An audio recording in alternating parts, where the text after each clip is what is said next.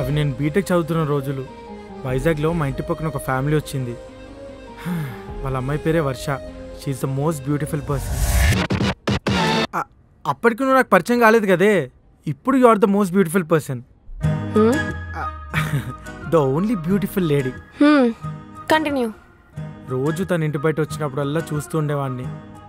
ఏదో ఒక రోజు మాట్లాడదామని వెయిట్ చేస్తూ ఉండేవాడిని. చెప్పు. అంతే, స్టోరీ కథం.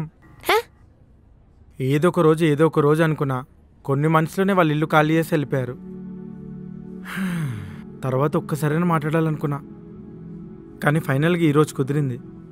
సీరియస్లీ? అప్పట్లో తనకు ఐ లవ్ యూ చెప్పడమే నా లైఫ్ అంబిషన్ తెలుసా. అయినా అవన్నీ ఇప్పుడు ఎందుకు? నువ్వు నా ఫస్ట్ లవ్ కాకపోవచ్చు, but you are the only person I love now.